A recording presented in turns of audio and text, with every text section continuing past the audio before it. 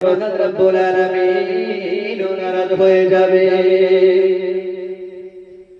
হুজুরে পাক সাল্লাল্লাহু আলাইহি ওয়াসাল্লাম তখন ওই বুড়ি মাকে ডেকে বললেন, বুড়ি মা চলে যাবেন না, চলে যাবেন না, আপনি একবার হলেও মহান রব্বুল আলামিনের কাছে হাত তোলেন, মহান রব্বুল আলামিনের কাছে দোয়া করেন।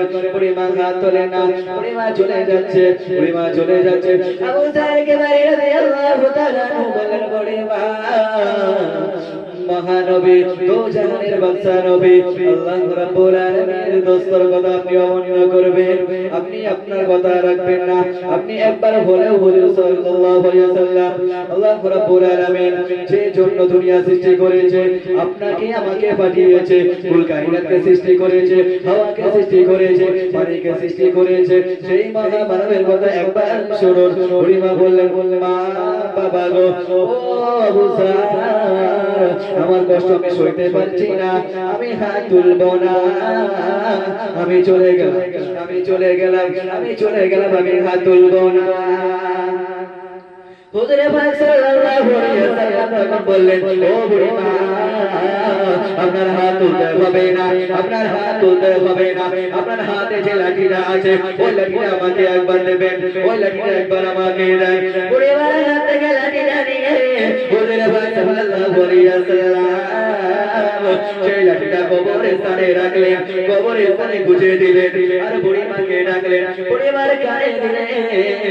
কবরের স্থান থেকে আওয়াজ আসছে, মা মা মা, তুমি মাফ করে দাও মা, মা গো তুমি ক্ষমা করে দাও মা, ও মা তুমি যদি দোয়া না করো, তুমি যদি আল্লাহ রাব্বুল আলামিনের কাছে হাত না ধরো, আমি এই কবরস্থান এই আযাব থেকে আমি নিরাশ পাবো না। ও মা তুমি আমার ক্ষমা করে দাও মা, তুমি আমাকে ক্ষমা করে দাও, তুমি যদি না ক্ষমা করো আমি আযাব থেকে নিরাশ পাবো না।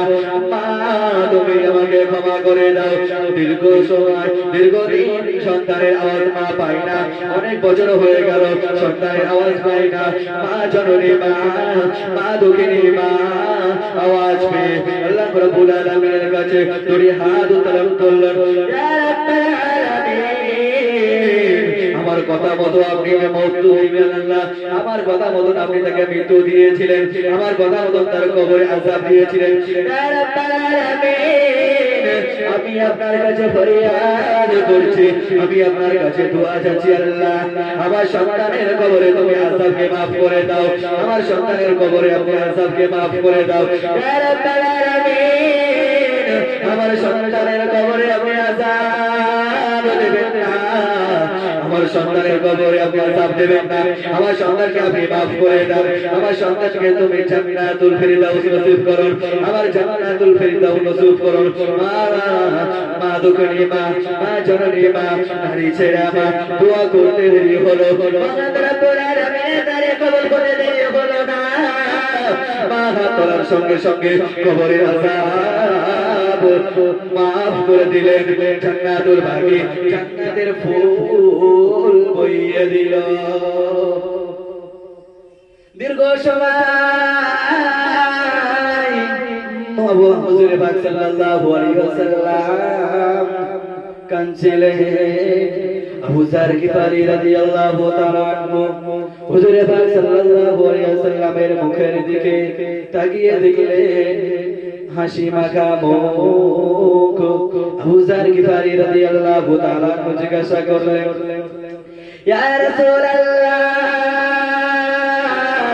ইয়া হাবিবাল্লাহ, দীর্ঘ সময় আপনি কাঁদছিলেন, দীর্ঘ সময় আপনার চোখ দিয়ে অশ্রু ঝরছিল, আমি কি জানতে পারি, আপনি কি শুনতে পারি আপনার এই হাসি মুখটার কারণ?